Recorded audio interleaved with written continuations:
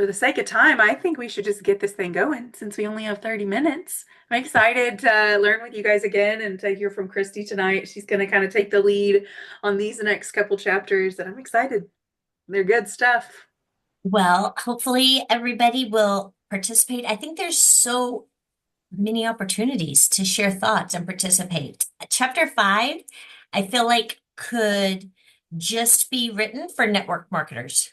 Like, let them think bad thoughts about you because don't we all so often hear from people that their reason for not taking certain action is fear of what people are going to think of them.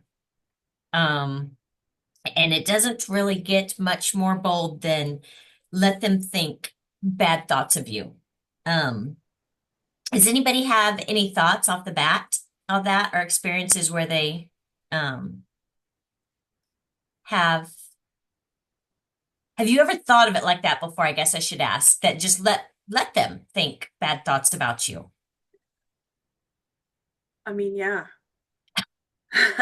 I've had the thought, but it just doesn't really work. So, like, it bothers me a little bit that, like, on the surface, it's like, oh, easy peasy, just let them. Like, what she doesn't until later kind of go into is that it's really freaking hard to do that, to just It's so like hard. sit in the uncomfortable of it, like. And that's the coping skill. Like, you need coping skills to be able to sit with it while you feel it. Yeah, and I think the she touches on, and I do truly agree that it's much easier to not care when we don't know the people, but when we know the people or they're our friends, that's when we really start to like we really work care what they think. And of course we get into that in a following chapter, but she says on page 85, most advice on this topic sucks. Most people tell you to just stop caring about what other people think, but no one tells you how, which is just what you were saying, Sunny. Like, um, and giving people the freedom to think negative thoughts about you is a radically beautiful idea that will unlock your confidence, free your self-expression, and catapult you into a whole new chapter of your life. Give people the freedom to think something negative about you. But again, it's just not super easy to do, like you said. Like, I do appreciate that she goes into the science of it and kind of gives um different examples of, the is this the is this the chapter? Yes, where she has the super busy weekend and she goes to her friend's birthday party and does the whole party Friday night and then wakes up early and goes to her mom's house 4 hours away to see the grandparents. And she is so proud of herself. I also would be so proud of myself. And then come to find out, people are talking bad about her on both sides. And I think that probably happens to all of us. And so, really, I feel like, again, well, first of all, I think we could do an hour on every single chapter, but we're going to spend 30 minutes on 4 chapters. So, just the whole concept of being proud of your choices and why you made your choices and why you were doing what you were doing is really what hit home with me. Like, if I can kind of stand up and go, you know, I'm okay with the decisions I made, even if you don't love them. Anybody have any thoughts on that? And just like the idea that we have no control over what people think about us? Something that was helpful for me for this chapter was to think about how many bad thoughts I have about the people that I love that she mentions. Like, it's okay. It really is okay to have bad thoughts and like also have good thoughts. Like, it made the bad thoughts, I think, maybe a little bit less scary because honestly, people aren't, and we talk about this all the time in our businesses, right? People are not thinking about us as much as we think that they're thinking about us. And if they have a rogue bad thought about something that we post, say, do, then they're probably also having positive thoughts later, or it's in the back of their mind and they've already forgotten about it. But knowing that I'm posting and thinking and talking and acting in a way that's in line with my values is what allows me to sleep well at night. Like Mhm. I can like we'll go about the other chapters. I'll have something else to say about like anyway, but Yeah, I used to have a saying that I used to use pretty regularly, and that was like, if you don't have my phone number to call and have a discussion with me about what you don't like about me, then it doesn't really matter. You mhm, don't know me well enough to know why I'm doing what I'm doing. mm. Um, Brene Brown says that you should be able to fit the people who actually whose opinions really matter to you on a one by one piece of paper. Like a 1 by 1 inch piece of paper is those are the that's all the space you've got. And then the rest of the people don't really get to dictate what you do or how you yeah, live. I love that. And I think I do like, and you touched on this, Sunny, just digging into it a little bit more, is just because we have a negative thought about somebody doesn't mean we don't still love them. Mhm. And remembering the same thing. I mean, I have plenty of negative thoughts about my husband. I also love him more than anybody. I have, negative thoughts about people that I super love and adore, or I think, God, I'm just totally doing that wrong. Oh, God, I just want to tell them. I used to tell people how they should do things. Now at 51, I have learned that everybody does not appreciate me telling them how they should do things. So I have backed off on that quite a bit. But just realizing how often, again, like you said, like I am judgy, or I think might see something and go, hmm, especially all the whole political landscape and stuff. I'm just like, oh, maybe you should post. But really, they should post. Maybe I should just keep scrolling and let them believe whatever they want. And I still very much adore so many people that right now post things where that just I don't like a lot. But I'm going to see them in 2 weeks and I'm going to be so excited to see them. You know what I mean? And so I think, like you said, flipping that around and realizing we might do things that people don't like doesn't mean they don't still like us. The hard part though is sometimes you being you and wholly you means you are going to lose people and you are going to lose friends Mhm. and you are going to have some like really nasty relationships that you have to break off. You have to set a boundary with, not necessarily over a political post on social media. That's what I'm talking about. But like, I don't know that she like goes into this. I mean, a little bit in the next chapter with the whole breaking off the marriage thing, but like that sometimes that happens and it is hard and it is life altering and it is something you have to live with and through. Usually not, but sometimes it means you do lose people. But at what cost are you keeping them in your life? You know, like what's the cost for keeping them in your life if they are, you know, not loving you well, right? Or whatever. Yeah, no, I agree. And you just have to, a healthy person stands their ground and goes through it. I about 5 years ago had to end a 20-year-old, 25-year-old relationship because it just, I learned, uncovered some things that really were not okay with me at all. Like Mhm. just no, no, can't do it. And so many people like didn't understand how I could just end it and walk away, but it just did so much damage to me when I uncovered all these just deceit, whatever. And still to this day, like Rob will be like, "You ever think about so and so?" And I'm like, "Mm-hmm. I see your kids on Facebook. They're doing great. That I care about that, but I cannot go back to that. I had to, and that's painful. You know, that's painful. Sure. Does anybody have anything else on chapter 5? Again, we could be here for hours.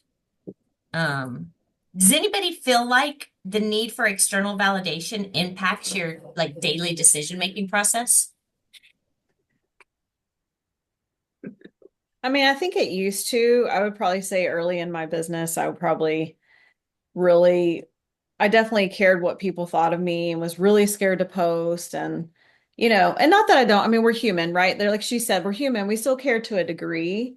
But I think the quote that really helped me many years ago, and whenever I have that funk that I maybe care again or something, I'll be like, their opinion does not pay my bills, live my life, or live in my shoes, right? And so I think y'all probably have seen the four walls, that picture. I think I even posted the other day, but it's like no one is living your life to really know what's going on behind the scenes. And so I think this book for me has been, first of all, if you haven't done the Audible, I love hearing her.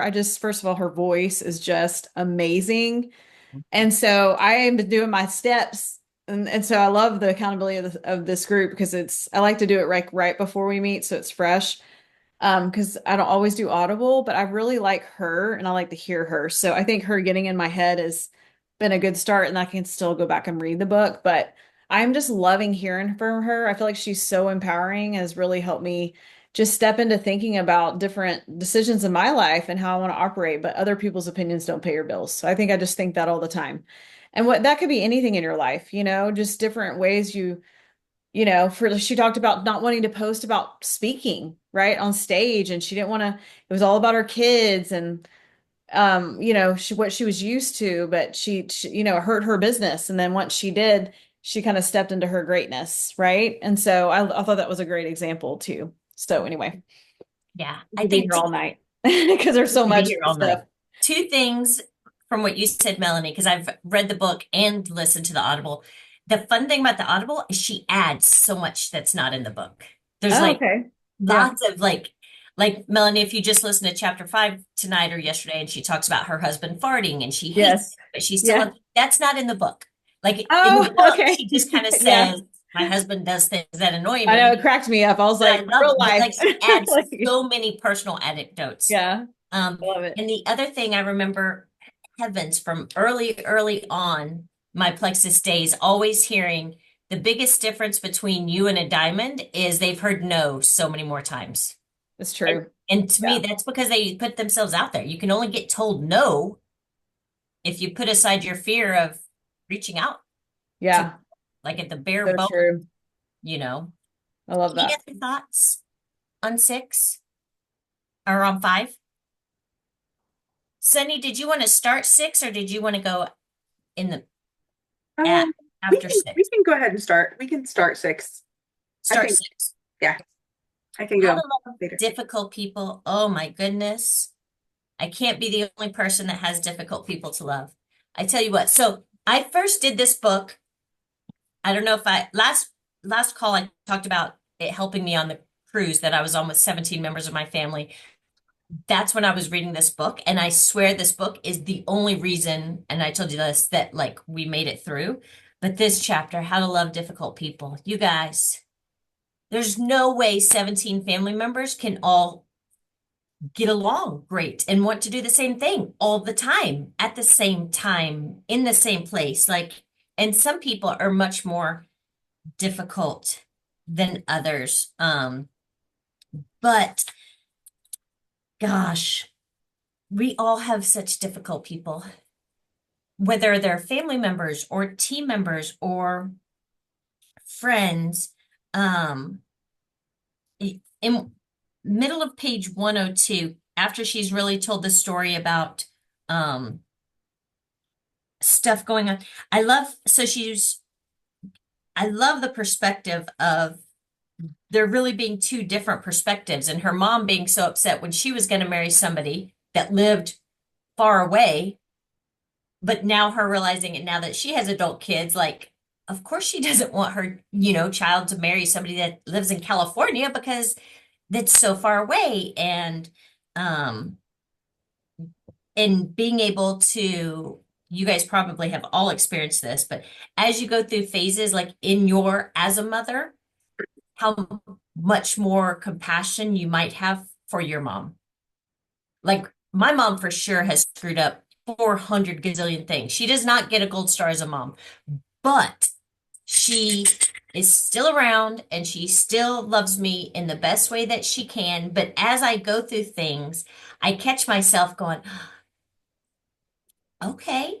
she wasn't crazy. That's just mom. Like, you know, I've moved 6 times in 7 years, and every time I move, no matter what state I'm in, she's like, okay, I'm gonna fly out and I'm gonna help you pack. And I'm like, I really don't want you to pack because she's like drunk half the time and really chaotic and kind of a mess. And I am OCD, type A, red personality. Like, if it's in the box, it's written on the box. Like, really. So her thing is she comes and packs the kitchen. Always kind of got on my nerves. I'm like, what the world? Like, I don't really need you to come pack my kitchen. She always shows up. And sure enough, in November, my oldest child buys a house. And I'm like, well, I'll come out and help you pack. And he's like, Mom, you don't actually. No, thank you. I was like, but I'll just help. And his wife is like, that's okay. We got it. And I was like, I just want to come be a mom. And at that moment, I was like, she's just serving in the way, like I had so much compassion for her, annoying things that I always thought were annoying. Like, really, I'm like, just get out of my face. Let me put in my headphones and pack for a week. I'm good at this. When my son moved, I was like, they don't need my help at all. My mom, on the flip side, just buys a plane ticket and flies to wherever I am. And she is helpful. But what are you guys' thoughts from this chapter of, having more compassion with difficult people? My favorite part is the frame of reference. Like, we just don't know where people are coming from. Like I have, as a trained social worker, see systems in the world around me in such a different way than so many other people. And I like have to realize that not everyone sees the world the way that I see the world. And that helps me have more compassion. And then also I like my favorite part, I like circled this page. It's page 104 is my favorite of the whole thing. Like people can only meet you as deeply as they've met themselves. Most people haven't gone to therapy, haven't looked at their issues, and they don't want to. They don't want to. And so I can't make them do that. I can't make my father be healthier. It's not going to happen, right? Like so I have to accept the fact that my dad is the way my dad is and I can love him where he is, how he is, or I can not, right? And then be like resisting the whole time. And so that's the like that like is such an aha moment for me, that people just aren't, they're not all going to want to be well and whole, and I have to be okay with that. And then like accepting the reality of your situation doesn't mean you're surrendering to it. It doesn't mean I'm okay that my dad is unhealthy, right? Like instead it's about reclaiming your power to shape your future. Learn how to let adults be adults and accept people as they are, then decide how to make the best of it. And I promise you, your family dynamics will get better. And it's so true. Like when we stop trying to control people and make them be something that they're not, we're able to love them where they're at and for who they are. And I think that goes for people on our teams too. If we're leading people and learning to love them where they're at in their business and what they want to do with their business and what they want their business to look like and how much time they want to put in and if they want to grow or if they don't, like that is some of the hardest stuff as a leader, is just letting people, allowing them to fail, allowing them to be as successful as they want to be, and just being there, but not trying to control it, right? Like, anyway, that was my favorite part from this chapter, hands down. For me, it was that that a lot of adults are really just 8-year-olds. Like, what was that? Like, basically, so it gave me compassion to think because, like, I feel like sometimes my husband, just TMI, but he's like, he can get just super angry about stuff quickly that I'm like, what in the world? Like, it didn't even faze me. Like, I don't know. I'm very chill though. So I'm like, but it does give you more compassion when I can think of different people, not just my husband, but other people in my life. And I'm like, gosh, that gives me a lot of compassion and grace Mhm. that, I don't know, gave me a different perspective.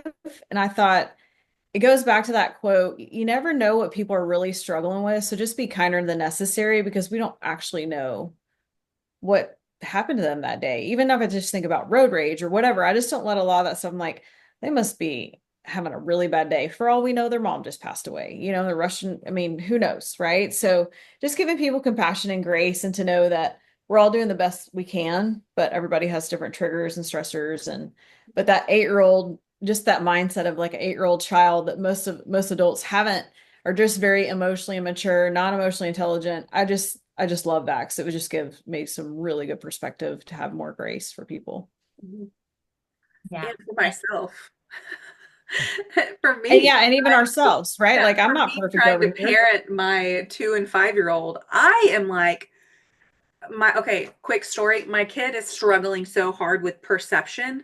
So she wants to put on this kitty ears, but the glitter and stuff is on this side. But when she's looking at it, she wants to put it on as she's looking at it. And then she looks in the mirror and it's backward and she's losing her ever loving mind because it's not right. And we're like, honey, try this. And then in 2 minutes I am on the floor screaming I'm like, okay, Sonny, all right, you're the adult here, you have the developed frontal lobe, we can figure this out, right? But I'm like feeling all of this.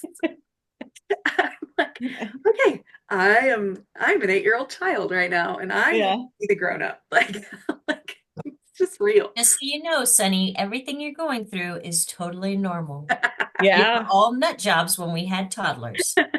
Only Oh my speaking for gosh. myself, but I think most people would agree. 110%. My word. Oh my They're word. really cute when they're somebody else's, right? You're like, been there, done that.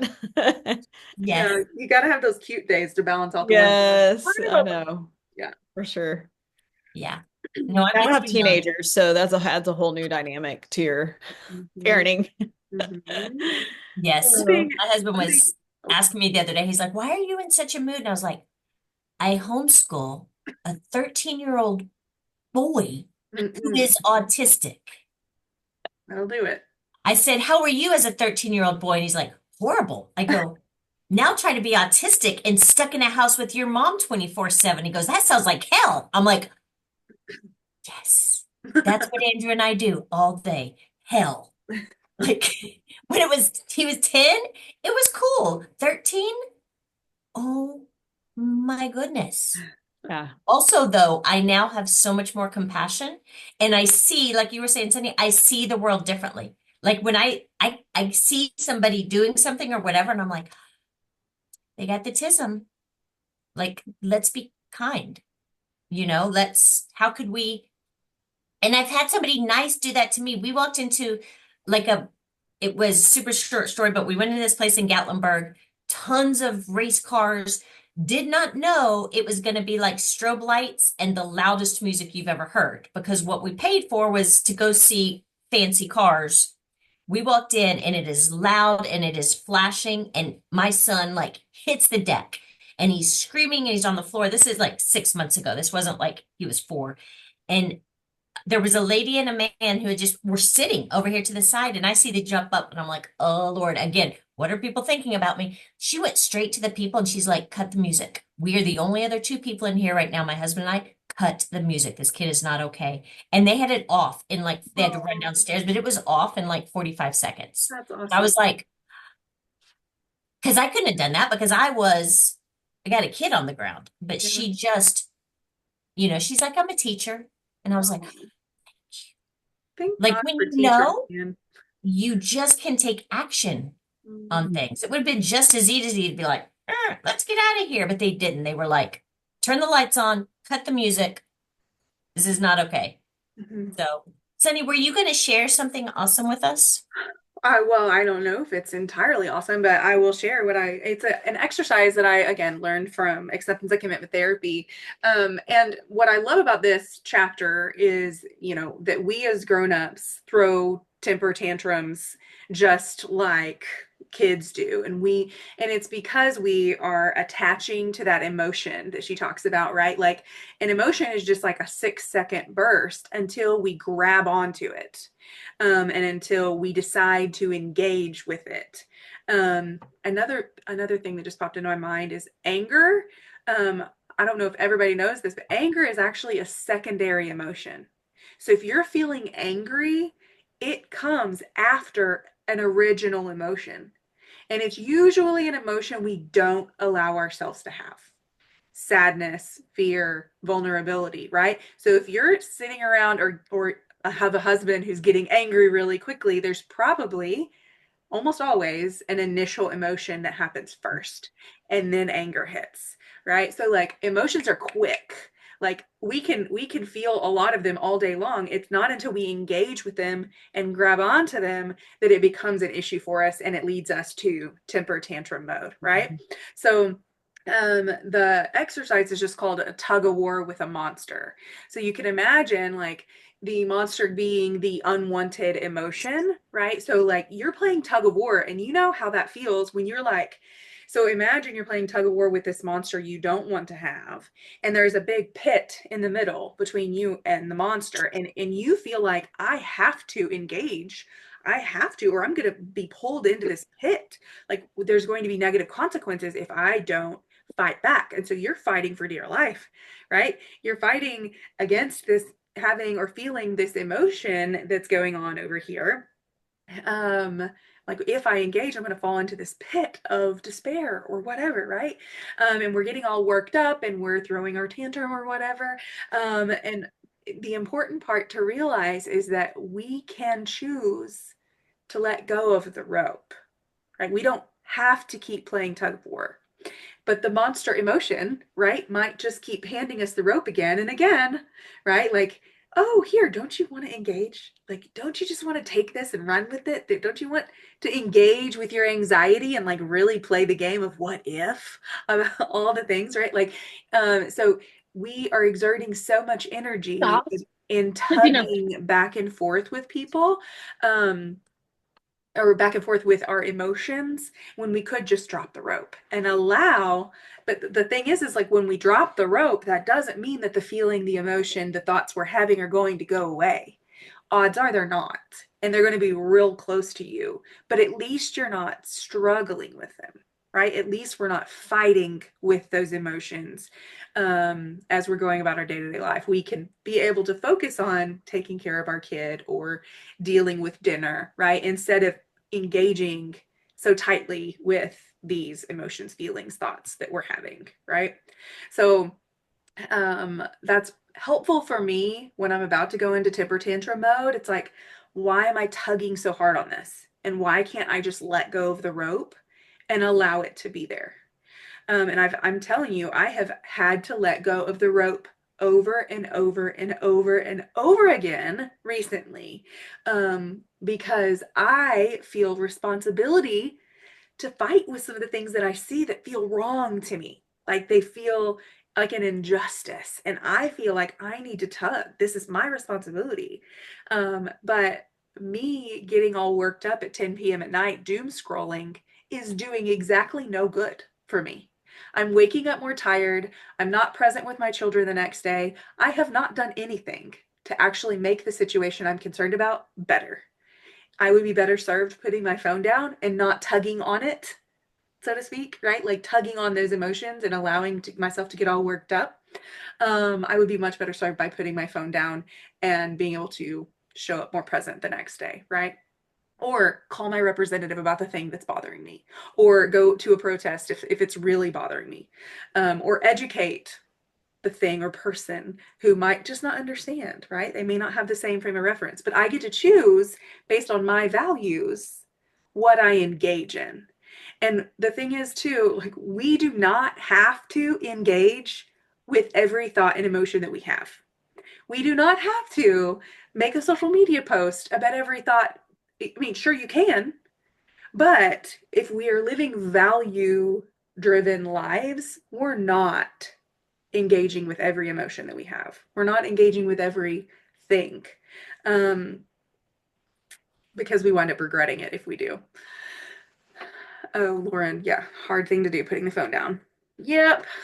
Um, does anybody else have thoughts about that? Did the tug of war with the monster make sense?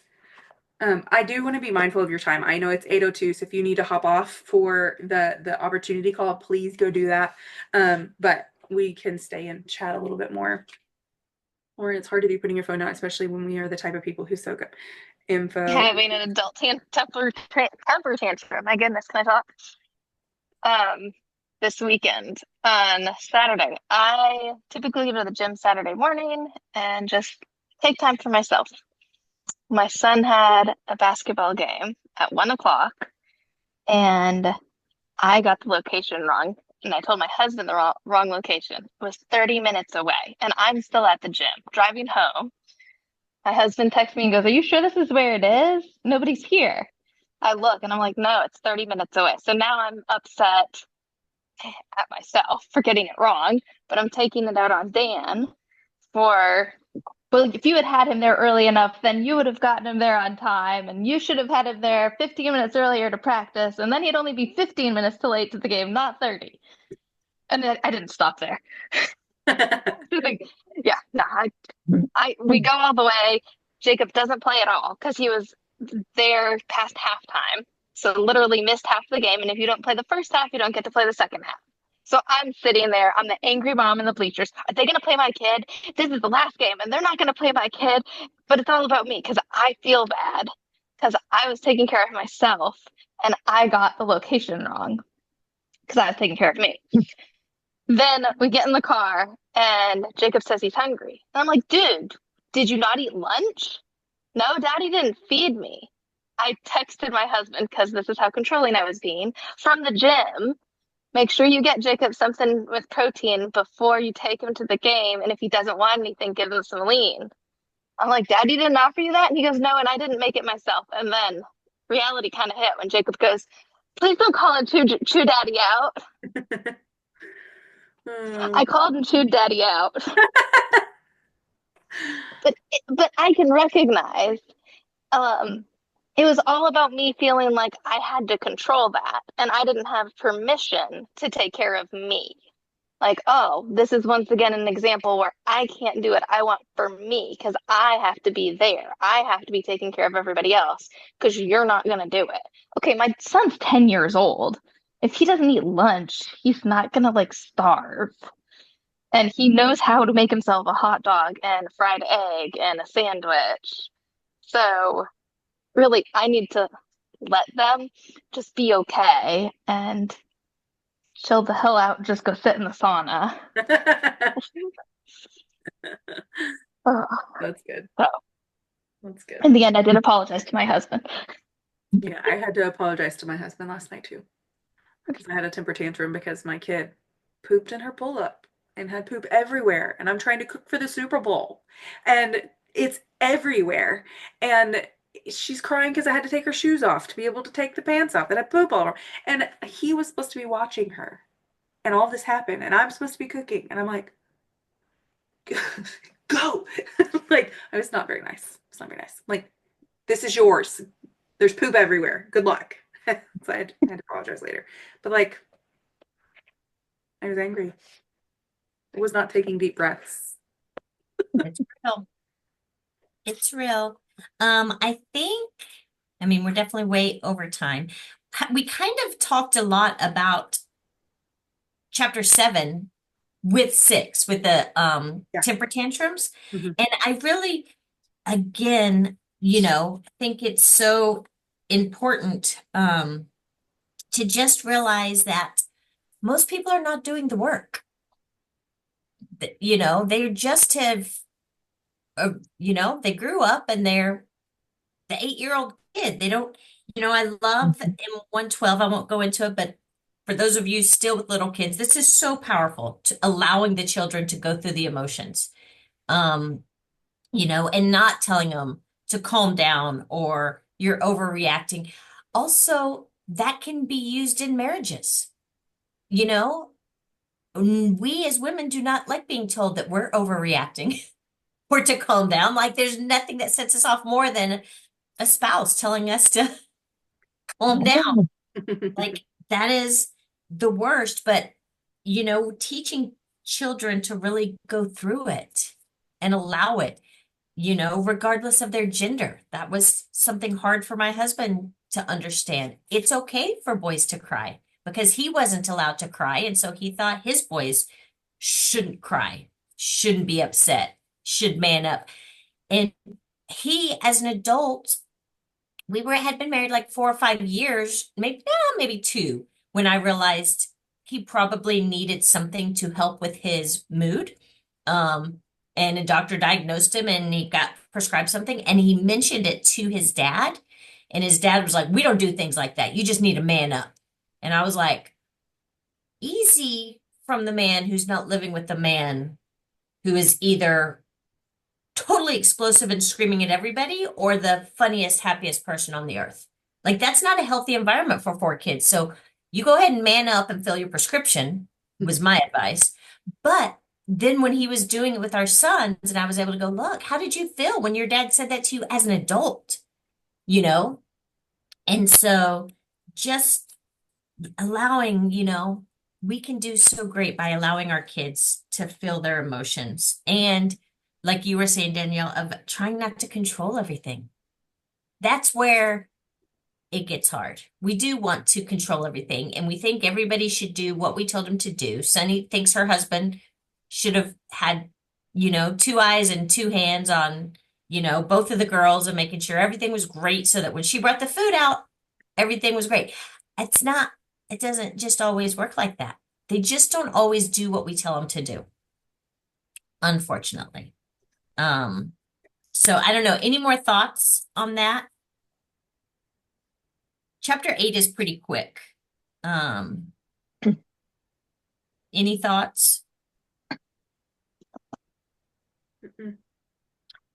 I I do have thoughts on chapter 8, though. Tell me. I mean, I have lots of notes.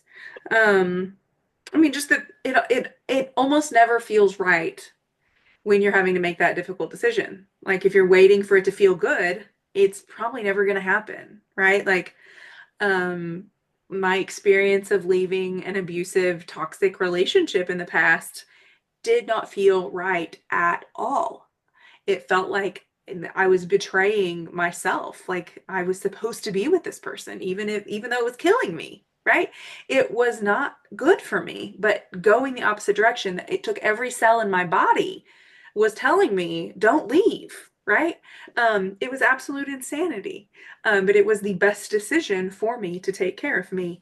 So there's like, again, the masterclass in wisdom on the other side of the pain that we're avoiding. At what cost are we avoiding this pain, these emotions, these feelings? And it might, like these things might cause serious pain. Like I was mentioning earlier, like it may not feel right or good for a long time. And we may be grieving it for a long time, for years, forever. But it still is the right decision is still the right decision. And I think that that's important. Like being clear is kind, and setting boundaries when we need to is kind and important. And we cannot control if someone, we can't control people. And let's see, what else do I have at the end? Or it's not our job to protect everybody else from feelings and emotions. It's our job to make decisions in line with our values. Oh, something else, another kind of act sort of thing is water is goes through storms, right? Water is rain, water goes through storms, water is calm, water is like super wavy. And that's like our emotions, right? Water goes through all of those emotions, but they're never harmed by them. Like our emotions cannot harm us. So the ocean goes through these massive hurricanes and, typhoons or whatever, but the water is never harmed by those. It just moves through, and that our emotions can be the same way. Like they can move through us if we allow them, and eventually it will pass, but we will feel them intensely in the moment, but they cannot harm us. Only our actions can harm us.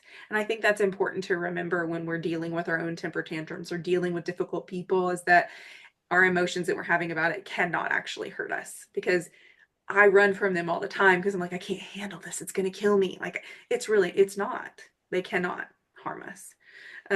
So we are water. The storm happens to us, but it never actually harms the water. Our emotions are scary, but they can't actually harm us. Our emotions are like storms that pass. That's what I have. I love that. And I think, really the greatest, I love at the very end, on 126, the last two paragraphs.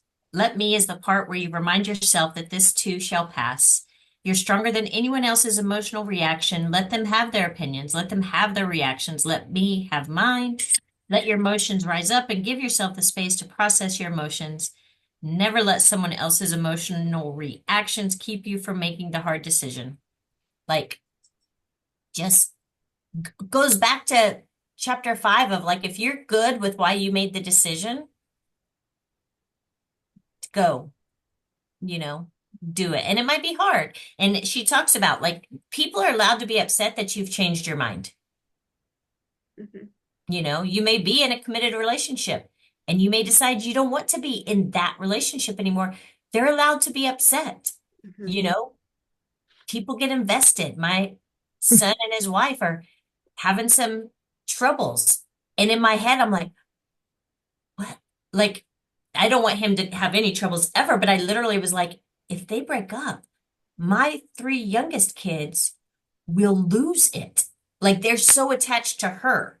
So, it's that thought, which, of course, I don't think they will work through anything. I feel pretty confident. But I had that thought of like how one little decision, I never thought about it myself when I first got divorced. You know what I mean? Like it just was all about me. It's all about me and my son. I didn't think about my parents or my siblings or anybody else that loved my husband. Didn't even occur to me. But now with that, I have a child. He's like, things are so hard. I was like, if something happened to them, the ripple effect Yeah. of sadness, but people are allowed to be sad when you change your mind. But if you're doing it for the right reason and for you, then you gotta go through the painful part to get to the beautiful side. And Mhm. you gotta let people feel however they're gonna feel because we can't control them. Mhm. Was this the chapter with the spider web, or was that an earlier chapter? The dew on the spider web, or am I like totally jumping ahead to another chapter? No. Anybody remember the spider web? Did I make this up? Did I make it up? I made Probably I not. made it up. Well, she was saying that like the actions that we take are like a spider web, and there's dew on the spider web, and any like action that's taken reverberates through the entire web. And so, like in a family system, any action that we take is going to reverberate and affect anybody who's attached to it. And so, um, it's supposed to disrupt things. Anytime I choose to listen to Sunny and take care of Sunny's needs instead of other people in my family system, it's going to reverberate down to them and they're probably not going to like it. Like, because where's Sunny to take care of these things for me? Like she always has. And Sunny is taking care of herself for the first time ever. People aren't going to be happy about that, right? But that's the right thing to do. Even though it's going to be complicated and change up how we've usually done things, it's still an important step, even though it's going to affect other people. We still have to take the right actions for ourselves. And they'll eventually figure it out. Yeah. They're probably not going to die. They're going to be uncomfortable, and then they're going to figure it out. And And then they they're will probably make not going to do it as and well they as will you've make done their it own for 'em. sandwich or their own lean shake, you know? Yep, yep. They're not going to die. Not going to die. Yeah. Any other closing thoughts? This book is just so good. hmm That anybody wants to share? Sunny, you have any more wise words? Done. I have no more. No more words. I'm all out. Perfect. Thank you guys for being on. We will see you again next week. If you need the recording for anybody, let Sunny know and she will, or me, and we will get it to you. If there's somebody that you know that probably just really needs to hear this or listen, they can get the recording. All Yeah. right? And also make a post. I made a post on my public wall and I had so many people interested. Yeah, Katie in the corner and Danielle, interested in getting on. Like, bring them on. They can Bring your listen to friends. it and yeah, catch in, come join in for the rest of the chapters. So please invite your people. Awesome. Bye, guys. Bye.